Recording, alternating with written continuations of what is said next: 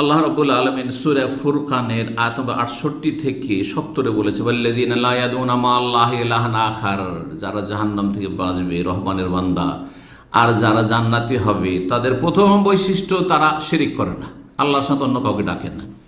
ওয়ালা ইয়াকতুলুনা নাফসাল্লাতী হারামাল্লাহু ইল্লা বিল হক, আর কাউকে খুন করে না, নিজেকেও খুন করে না, আত্মহত্যা করে না, আর কাউকে খুন করে না, কোনো খুনের সাথে জড়িত না, জীবনে কোনো খুনের সাথে জড়িত হবেন না।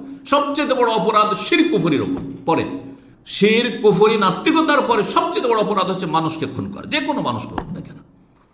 ওয়ালা ইয়াজনুন, জেনার কাছেও যায় না। আজকাল হ্যাঁ, হিন্দুদের ধ্যান ধারণা সতীত্ব শুধু স্ত্রীর ক্ষেত্রে খোঁজেন, আর আপনার সততা কোথায় গেছে, আপনার সচ্চরিত্রতা কোথায় গিয়েছে?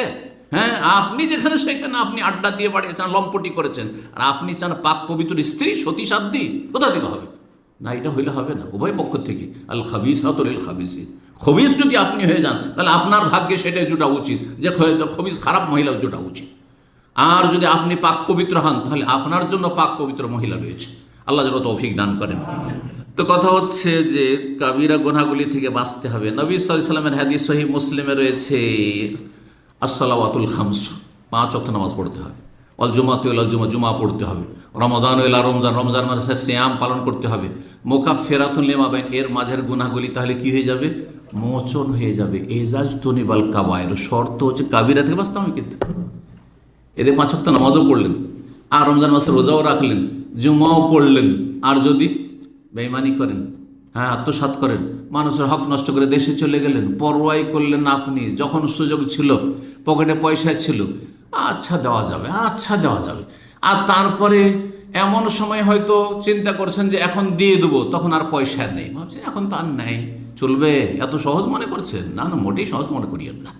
আল্লাহর সঠিক বুঝ দান করুন। আল্লাহ রাব্বুল সূরা আন-নাজমের আয়াত 32 বলছেন, আল্লাযীনা ইয়াজতানিবুনা কাবায়রাল ইসমি, জান্নাতি ওরা, জাহান্নাম থেকে বাঁচতে পারবে ওরা যারা কাবিরা গুনাহ থেকে বেঁচে থাকে। স্পষ্ট আয়াত, আল্লাযীনা ইয়াজতানিবুনা কাবায়রাল ইসমি, যারা কাবিরা গুনাহ থেকে বেঁচে থাকে। ওয়াল ফাওয়াহিশ, আর অশ্লীল কথা কাজ থেকে বেঁচে থাকে, নোংরামি থেকে বেঁচে থাকে। অশ্লীলতা মানে জেনা, ব্যভিচার। অশ্লীলতা মানে সমকামিতা। অশ্লীলতা মানে উলঙ্গ হওয়া, অর্ধ উলঙ্গ হওয়া, যেই অঙ্গগুলি শরীরে ঢাকতে বলা হয়েছে সেগুলি খুলে রাখা, রান খুলে রাস্তাঘাটে চলাফেরা করা, আর ন্যাংটা হয়ে চলাফেরা করা, মহিলাদের পিঠ খুলে চলাফেরা করা, মহিলাদের মাথা চুল খুলে চলাফেরা করা, মহিলাদের আপনার হাঁটু পর্যন্ত খোলা রাখা, ইত্যাদি ইত্যাদি, সব মহিলাদের শাড়ি পরে চলাফেরা, বাইরে চলাফেরা করা, এগুলো হচ্ছে ফাওয়াহিশ। ভালো করে শুনে রাখা, যেসব মহিলারা শাড়ি পরে রাস্তাঘাটে ঘোরাঘুরি করছেন, মুসলিম সমাজের মহিলা, এগুলি ফাওয়াহিশ, নোংরামি, উলঙ্গ হওয়া, অর্ধ উলঙ্গ হওয়া, জেনা, ব্যভিচার, সমকামিতা। আবার বলছি, এগুলিকে ফাওয়াহিশ বিশেষভাবে, অথচ এগুলো কাবিরা, কিন্তু কাবিরা থেকে স্পেশালি বলছেন, কারণ এগুলি হচ্ছে সমাজে নোংরামি, এগুলি দেখা দেখে আরো নোংরামি ছড়াবে, অশ্লীলতা ছড়ে, মানুষ আরো খারাপ হয়ে যাবে দেখা দেখি। ইল্লাল্লামাম, তবে ছোটখাটো গুনাহ হইলে আল্লাহ মাফ করে দেবেন, নেক আমল দিয়ে আল্লাহ মাফ করে দেবেন। আল্লাহ বলেই দিয়েছেন, বড় গুনাহ থেকে বাঁচতে হবে, জাহান্নাম থেকে বাঁচতে হইলে। 7 নম্বর উপায় সংক্ষেপে বলছি, তা হচ্ছে আল্লাহ ভীতি, তাকওয়া, আল্লাহর ভয়, জাহান্নামের ভয়। ওয়াত্তাকুন নার আল্লাতী উইদ্দাত লিল কাফিরিন, সূরা আল ইমরান আল্লাহ বলছেন, সেই জাহান্নামের আগুন থেকে বাঁচার চেষ্টা করো যা কাফেরদের জন্য, হে মুসলিম, তোমার জন্য তৈরি হয়নি, কিন্তু তুমি সেখানে যাচ্ছ, সেদিকে পা বাড়াচ্ছ। তুমি কাফেরদের পিছনে পিছনে কেন চলছো?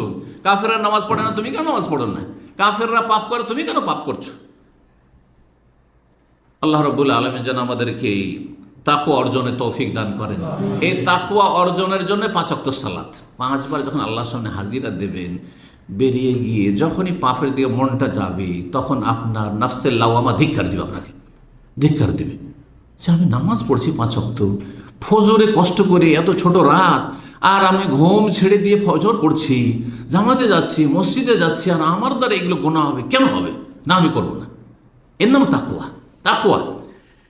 তাকওয়া অর্জন করতে হবে। যারা মুত্তাকি, আল্লাহ ভীরু, যাদের জাহান্নামের ভয় আছে অন্তরে, তারাকে জাহান্নাম স্পর্শ করবে না। আমি একটি কথা সবসময় বলি, দুনিয়াতে যদি ভয় থাকে, আখেরাতে কোনো ভয় থাকবে না।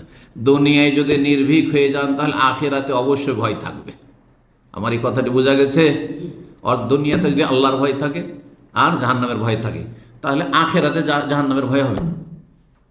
দুই ভয় একত্রিত হবে না। এটি বিজ্ঞ ওলামাদের কথা, ইমাম ইবনুল কাইয়িম রাহিমাহুল্লাহর কথা আমি নকল করছি। আর যদি কারো কথা নকল করলে বলে দেওয়া ভালো, যাতে করে কেউ না মনে করে যে শেখ তো একটা নতুন কথা আবিষ্কার করতে হবে। নতুন কথা না, এটা কোরআন সুন্নাহর কথা। দুই ভয় বান্দার উপর আল্লাহ একত্রিত করবে না।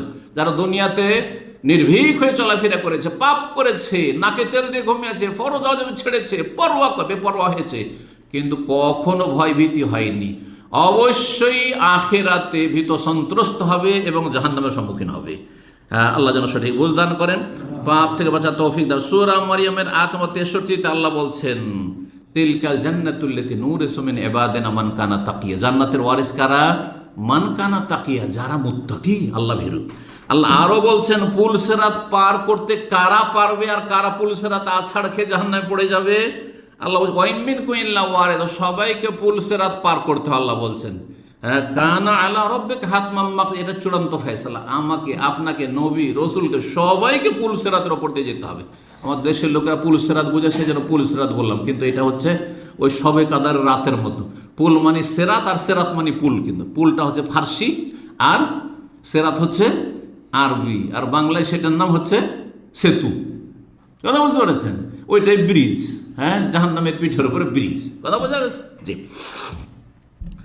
তারপরে সবাইকে যে জাহান্নামের ওপর দিয়ে পার হইতে হবে, তো বাঁচবো না। আল্লাহ বলছেন সুম্মা নুনাজ্জিল্লাযিনা তাকাউ, তারপরে আমি নাজাত দেব, মুক্তি দেব যারা আল্লাহর ভয় ভীতি রেখেছিল, যারা মুত্তাকি বলে, যারা পাপ থেকে বাঁচার চেষ্টা করেছিল। ওয়া নাযারু যালিমিনা ফিহা জাসিয়া, আর জালেমদেরকে সেখানে নত জানু করে, লাঞ্ছিত করে জাহান্নামে নিক্ষিপ্ত করবো, আল্লাহ বলছেন।